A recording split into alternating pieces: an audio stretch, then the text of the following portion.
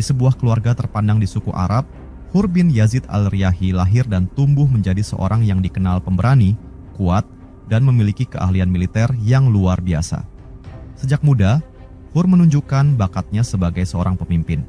Ia dihormati oleh banyak orang, bukan hanya karena kehebatannya di medan perang, tetapi juga karena kedudukannya dalam masyarakat Kufah. Hur tumbuh dalam lingkungan yang mengutamakan kehormatan suku dan ketaatan pada penguasa. Ia menjadi salah satu panglima kepercayaan Ubaidullah bin Ziyad, gubernur Kufah yang diangkat oleh Yazid bin Muawiyah. Loyalitasnya kepada pemerintah menjadikannya pilihan utama dalam berbagai tugas penting. Namun, kehidupan Hur mulai berubah saat ia diberi misi yang bersejarah, yakni menghadang perjalanan Imam Husain bin Ali.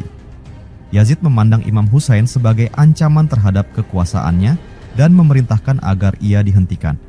Hur, dengan pasukannya, ditugaskan untuk menghadang jalan Imam Husain yang hendak menuju Kufah. Saat Hur bertemu dengan rombongan Imam Husain di tengah padang pasir, ia melihat seorang pemimpin yang berbeda. Imam Husain tidak membawa pasukan besar, melainkan keluarga, termasuk perempuan dan anak-anak. Hur menyadari bahwa orang di depannya bukanlah pemberontak, melainkan cucu Nabi Muhammad, seorang manusia mulia yang hanya mencari keadilan. Meskipun demikian, Hur menjalankan tugasnya. Ia mengarahkan Imam Husain dan rombongannya ke Karbala. Sepanjang perjalanan, ia mulai merasakan konflik batin. Kata-kata Imam Husain yang penuh kelembutan dan kebenaran menggugah hati Hur. Namun, sebagai seorang prajurit yang loyal, ia tetap berada di pihak Yazid. Pada malam sebelum pertempuran Karbala, hati Hur semakin gelisah. Ia menyadari bahwa dirinya sedang berada di pihak yang salah. Yazid bukanlah pemimpin yang adil dan tugasnya menghentikan Imam Husain adalah bentuk kezaliman yang besar. Ia berjuang dengan dirinya sendiri, antara loyalitas terhadap pemerintah dan panggilan hatinya untuk membela kebenaran. Ketika fajar menyingsing, Hur akhirnya mengambil keputusan terbesar dalam hidupnya. Ia meninggalkan kemah pasukan Yazid dan mendatangi Imam Husain. Dengan penuh penyesalan, ia memohon maaf dan menyatakan keinginannya untuk bergabung. Imam Husain dengan kemurahan hati menerima Hur tanpa sedikit pun menyalahkannya atas perbuatannya di masa lalu. Pada hari Asyura, Hur bertempur dengan gagah berani di pihak Imam Husain. Ia bertarung bukan hanya untuk membela Imam, tetapi juga untuk menebus dosa-dosanya. Dalam pertempuran itu, Hur akhirnya gugur sebagai syuhada. Namanya diabadikan dalam sejarah sebagai simbol tobat sejati dan keberanian untuk membela kebenaran, bahkan di saat-saat terakhir. Kisah Hur bin Yazid mengajarkan bahwa setiap manusia memiliki kesempatan untuk kembali ke jalan yang benar, meskipun sebelumnya terjerumus dalam kesalahan. Pertobatannya menjadi inspirasi bagi generasi selanjutnya tentang pentingnya keberanian moral dan kekuatan hati untuk memilih kebenaran di atas segalanya. Hur bin Yazid adalah salah satu tokoh penting dalam sejarah Islam, terutama terkait dengan peristiwa Karbala pada tahun 680 Masehi. Berikut penjelasan singkat tentang tokoh dan peristiwa yang berkaitan dengan Hur bin Yazid. Tokoh Hur bin Yazid. Pertama, identitas dan posisi awal. Di padang pasir Kufah yang kering dan berangin, lahirlah seorang anak laki-laki yang diberi nama Hur bin Yazid al-Riyahi. Sejak kecil, Hur dikenal sebagai sosok yang tangguh. Ia dibesarkan dalam keluarga terpandang di suku Arab yang menjunjung tinggi keberanian dan kehormatan. Ayahnya selalu berkata, "Hur, ingatlah, seorang laki-laki sejati selalu memegang teguh janji dan melindungi kehormatan keluarganya." Masa muda Hur dihabiskan dengan belajar seni berperang dan strategi militer. Ketajamannya dalam berpikir dan keberaniannya membuatnya dihormati oleh teman-teman dan pemimpin sukunya. Tidak butuh waktu lama hingga namanya sampai ke telinga Ubaidullah bin Ziyad, gubernur Kufah. Sebagai seorang pemimpin, Hur naik pangkat menjadi panglima pasukan yang loyal kepada Bani Umayyah. Pada suatu pagi yang cerah, Hur dipanggil ke hadapan Ubaidullah bin Ziyad. "Hur," panggil sang gubernur dengan nada tegas, "aku memiliki tugas penting untukmu. Ada seorang yang berani menentang kekuasaan Yazid, namanya Husain bin Ali, cucu Nabi Muhammad. Kau harus mencegatnya sebelum dia tiba di Kufah." Hur mendengarkan dengan penuh perhatian, namun dalam hatinya muncul kebingungan. Husain bin Ali, pikirnya. Nama itu sangat dihormati di seluruh jazirah Arab. Ia adalah cucu Rasulullah yang dikenal akan kejujuran dan keberanian. Tapi, sebagai seorang prajurit, Hur tahu tugas adalah tugas. "Baiklah Tuan," jawab Hur dengan mantap. Aku akan menjalankan perintahmu." Ubaidullah menatapnya tajam. "Ingat, jangan biarkan dia mendekati Kufah. Kau harus memastikan dia tunduk atau diarahkan ke tempat yang kita inginkan."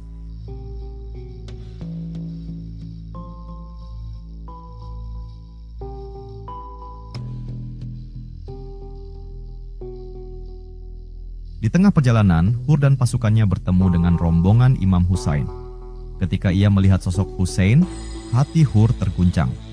Di hadapannya bukanlah pasukan besar yang siap memberontak, melainkan rombongan kecil yang terdiri dari keluarga, anak-anak, dan beberapa sahabat. Hur mendekat dengan penuh kehati-hatian. "Siapakah yang memimpin rombongan ini?" tanyanya. Dari kerumunan, Imam Husain melangkah maju. Dengan tenang, ia berkata, "Akulah Husain bin Ali. Apa yang kau inginkan dariku?" Hur menatapnya dalam diam. Sorot mata Husain penuh ketenangan, tanpa sedikit pun rasa takut. "Aku diperintahkan untuk menghentikanmu. Kau tidak diizinkan untuk melanjutkan perjalanan ke Kufah," jawab Hur. Husain tersenyum tipis. "Kami tidak datang untuk perang atau pemberontakan, wahai Hur. Kami hanya mencari kebenaran dan keadilan. Apakah ini perintah yang kau anggap benar?" Hur terdiam. Kata-kata Husain menancap di hatinya. Ia tahu bahwa tugas ini bukan hanya tentang politik, tetapi tentang memilih antara kebenaran dan kezaliman. Meski demikian, ia mencoba menutupi kegelisahannya. "Maafkan aku, Husain," jawabnya. "Aku hanya menjalankan tugas." Husain menatapnya dengan penuh belas kasih. "Setiap orang akan dihadapkan pada pilihan besar, Hur. Semoga Allah Subhanahu wa Ta'ala memberimu petunjuk." Kata-kata itu terus terngiang di kepala Hur saat ia memimpin rombongan Imam Husain ke Karbala. Di satu sisi, ia seorang panglima yang setia pada tugasnya. Namun di sisi lain, ia mulai mempertanyakan apakah kesetiaannya berada di jalan yang benar. Hari itu, Hur tetap menjalankan perintah untuk mencegat Imam Husain. Namun, di dalam hatinya, ia mulai merasakan pergolakan. Identitasnya sebagai seorang panglima yang setia perlahan mulai goyah. Hur tidak menyadari bahwa pertemuan ini akan menjadi awal dari transformasi terbesar dalam hidupnya. Kedua, peran di awal, peristiwa Karbala. Matahari memancarkan sinarnya yang terik di atas padang pasir Karbala. Hur bin Yazid al-Riyahi berdiri dengan tegap di atas kudanya. Matanya menyapu rombongan kecil yang ia hadang. Ini adalah tugasnya, mencegah Imam Husain bin Ali dan rombongannya mencapai Kufah. Namun, sesuatu di dalam hatinya terasa berbeda sejak ia pertama kali bertemu dengan Imam Husain. "Hai Hur," seorang prajurit mendekat dengan tergesa-gesa. "Pasukan utama Yazid sudah dekat. Apa yang harus kita lakukan?" Hur menarik napas panjang. "Tugas kita hanya mencegat mereka dan memastikan mereka tidak melanjutkan perjalanan," katanya dengan suara tegas. "Kita tidak akan menyerang kecuali ada perintah langsung." Namun, tatapannya beralih ke rombongan Imam Husain. Ada keheningan yang ganjil di antara mereka. Tidak ada tanda-tanda persiapan perang. Sebaliknya, wajah-wajah mereka mencerminkan kedamaian yang tidak biasa, meskipun dikelilingi oleh ribuan musuh. Imam Husain melangkah maju dari rombongan. Dengan tenang, ia mendekati Hur. "Wahai Hur," kata Husain dengan suara lembut namun penuh wibawa. "Apa yang kau inginkan dariku?" Hur menundukkan pandangannya. "Aku diperintahkan untuk mencegatmu, wahai Husain," jawabnya. "Kau tidak diizinkan menuju Kufah." Husain menatapnya dengan penuh belas kasih. "Apakah ini keinginanmu atau kau hanya menjalankan perintah?" tanyanya. Hur terdiam sesaat. Ia tidak dapat menyangkal bahwa dirinya hanyalah alat dari kekuasaan yang lebih besar. "Aku hanya menjalankan perintah," jawabnya akhirnya. Husain tersenyum tipis. "Ketahuilah, Hur, siapapun yang memutuskan jalan kami, ia akan dimintai pertanggungjawaban di hadapan Allah Subhanahu wa Ta'ala. Aku tidak berniat melawan, tapi aku juga tidak akan tunduk pada kezaliman." Hur merasa ada sesuatu yang menusuk hatinya.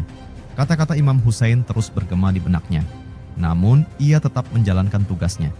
Ia memimpin rombongan Imam Husain ke sebuah area terbuka di Karbala, tempat mereka akan berhenti. Ketika rombongan sampai, Imam Husain meminta air untuk keluarganya. Namun, pasukan Yazid telah memblokir akses ke sungai Eufrat. Hur menyaksikan bagaimana anak-anak kecil kehausan, sementara tentara Yazid tetap tak bergeming.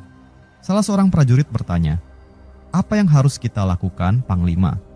Haruskah kita menyerang mereka jika mereka mendekati sungai?" Hur menatap tajam prajurit itu. "Tidak ada yang menyerang mereka tanpa perintah langsung dari Yazid. Kita hanya di sini untuk mengawasi. Namun, dalam hati, Hur mulai merasa beban berat yang tidak bisa ia abaikan. Setiap pandangan dari Imam Husain dan rombongannya seolah berbicara kepadanya, mengguncang kesetiaannya kepada Yazid. Di malam yang hening, Hur duduk di tendanya, merenungkan semua yang terjadi. Ia adalah seorang panglima yang terhormat, tapi mengapa hatinya begitu gelisah? Kata-kata Imam Husain terus terngiang, seolah memintanya untuk memilih jalan yang benar. Apakah aku berada di pihak yang salah? Bisiknya pada dirinya sendiri. Hur belum tahu, tetapi malam itu adalah awal dari perubahan besar dalam hidupnya.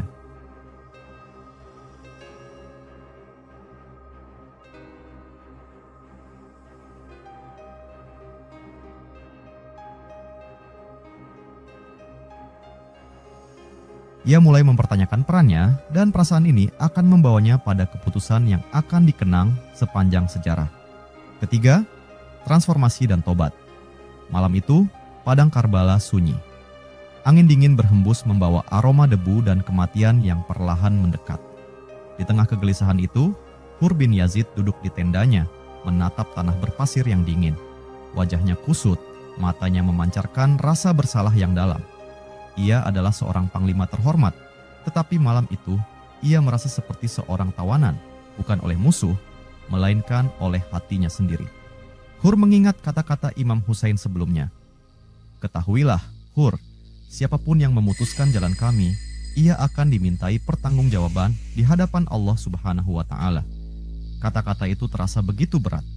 Hur tahu tugasnya sebagai prajurit adalah menjalankan perintah, tetapi ia juga tahu perintah ini salah.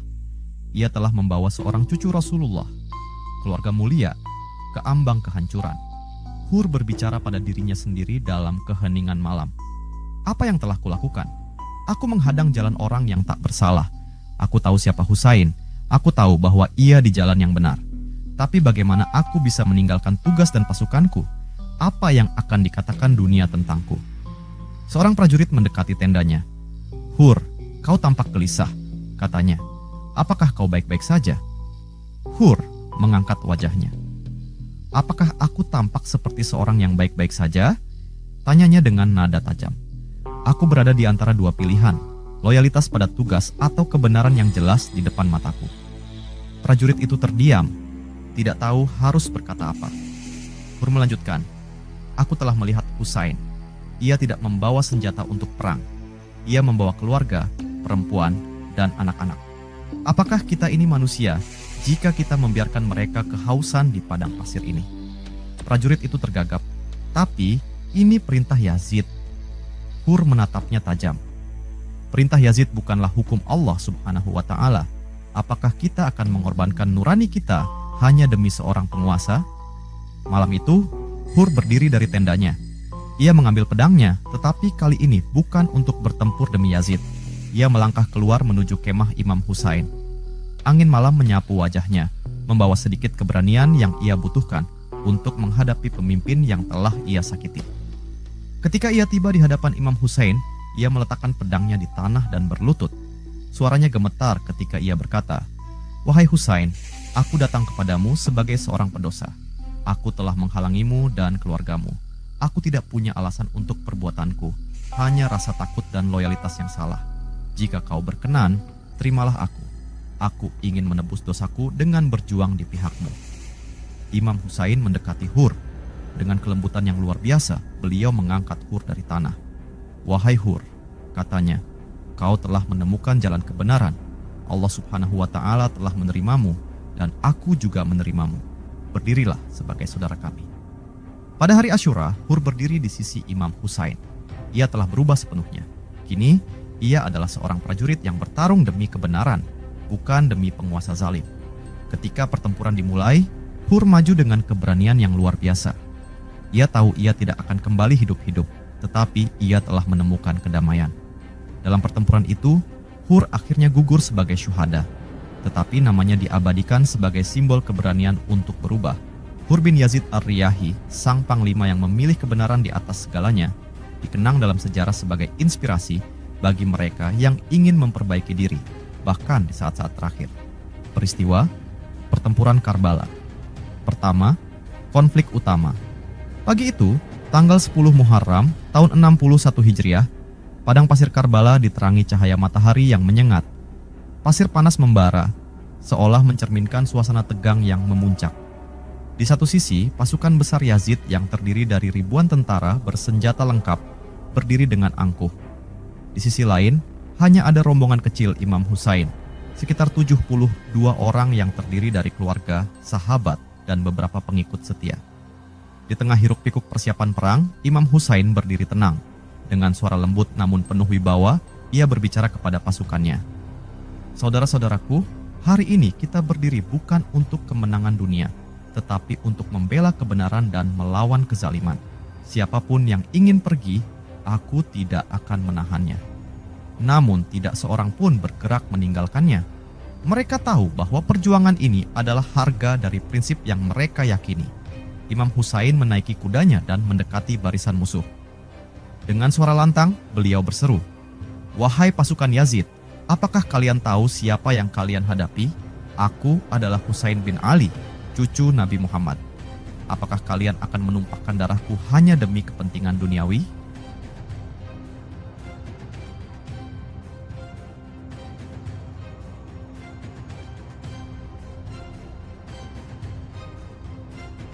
Komandan pasukan Yazid, Umar bin Sa'ad, melangkah maju.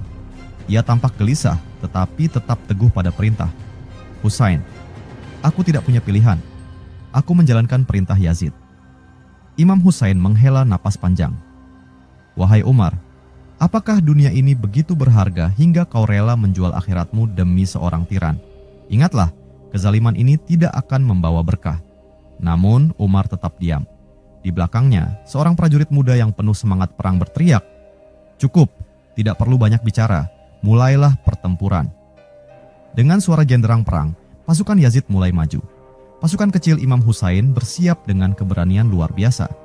Hur bin Yazid, yang kini telah berada di pihak Imam Husain, berdiri di garis depan. Ia menatap pasukan Yazid yang pernah ia pimpin. "Wahai saudara-saudaraku di pasukan Yazid," seru Hur, "aku, Hur bin Yazid, telah memilih jalan yang benar. Janganlah kalian menjadi alat bagi kezaliman. Kembalilah sebelum terlambat." Namun seruannya tidak dihiraukan. Panah pertama dilepaskan, menandai dimulainya pertempuran. Pasukan kecil Imam Husain bertempur dengan gagah berani, meskipun jumlah mereka sangat tidak seimbang. Satu persatu sahabat Imam Husain maju dan gugur sebagai syuhada. Setiap kali seorang syuhada jatuh, Imam Husain akan mengangkat tubuh mereka dan mendoakan mereka. Ketika giliran Hur maju, ia menoleh kepada Imam Husain. "Wahai Imam, izinkan aku menjadi orang pertama yang mengorbankan hidupku untukmu. Aku ingin menebus dosa-dosaku." Imam Husain memeluknya erat. "Wahai Hur, Allah Subhanahu wa Ta'ala telah menerima tobatmu.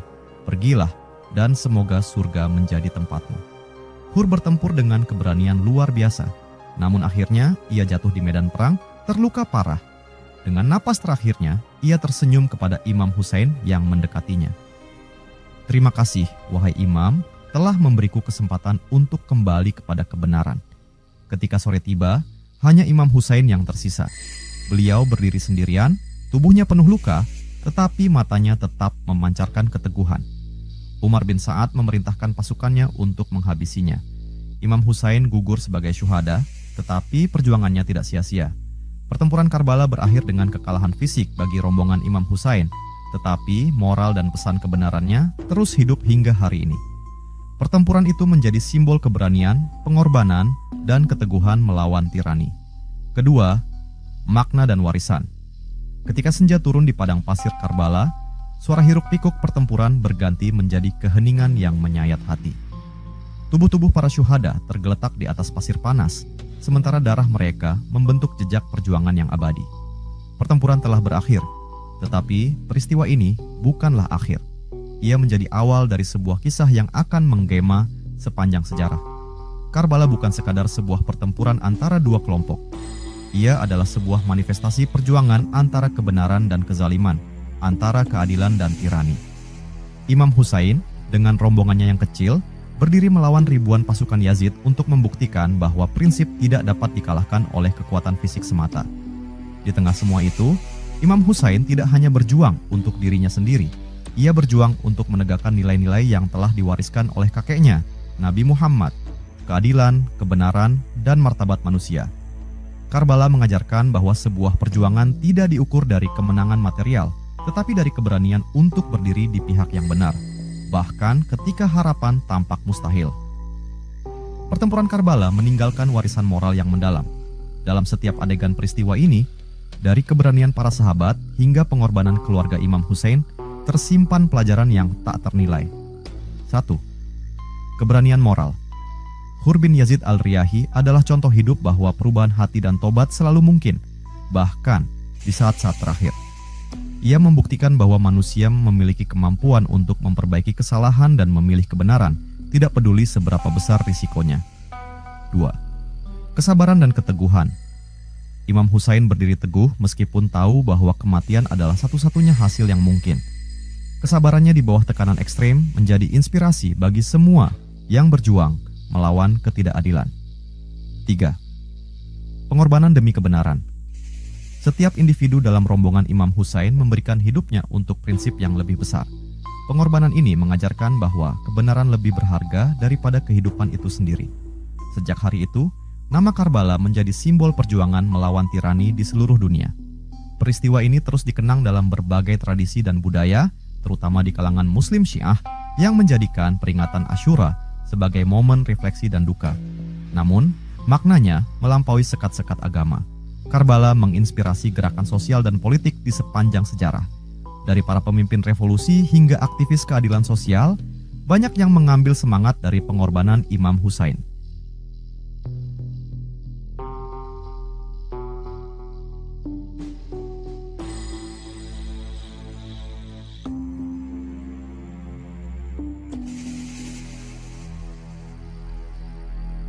Pesan universalnya adalah bahwa kezaliman harus dilawan, tidak peduli betapa kuatnya musuh. Saat ini, Karbala bukan hanya sebuah tempat, ia adalah simbol perlawanan, pengorbanan, dan keteguhan hati.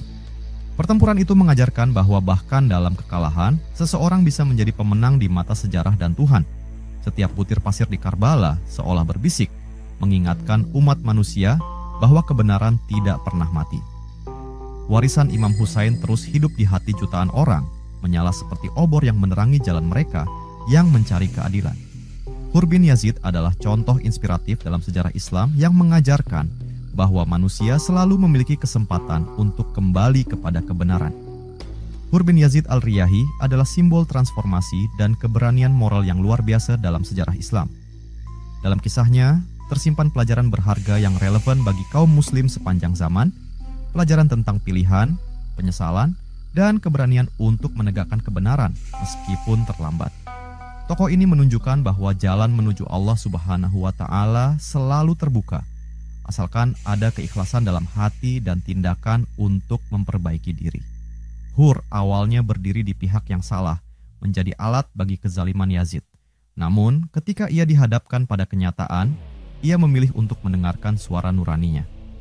Keputusan untuk meninggalkan pasukan Yazid dan bergabung dengan Imam Hussein adalah bukti keberanian yang sejati. Kaum muslim dapat belajar dari keberanian Hur untuk mengakui kesalahan dan memperbaikinya. Dalam kehidupan sehari-hari, kita seringkali dihadapkan pada pilihan yang sulit, antara mengikuti arus atau menegakkan kebenaran. Hur mengajarkan bahwa tidak ada kata terlambat untuk berubah, selama hati tetap mencari jalan yang benar. Hur menunjukkan bahwa loyalitas yang buta terhadap manusia atau sistem yang salah dapat membawa kehancuran. Sebagai seorang panglima, ia memiliki tanggung jawab untuk menjalankan perintah, tetapi ia menyadari bahwa kebenaran Allah Subhanahu wa Ta'ala lebih tinggi daripada perintah manusia. Bagi kaum muslim, ini adalah pengingat penting untuk selalu mengutamakan prinsip kebenaran dan keadilan dalam setiap keputusan. Loyalitas kepada penguasa, kelompok, atau individu tidak boleh mengesampingkan ajaran Islam yang hakiki. Tobat Hur tidak hanya dalam kata-kata, tetapi diwujudkan dalam tindakan nyata.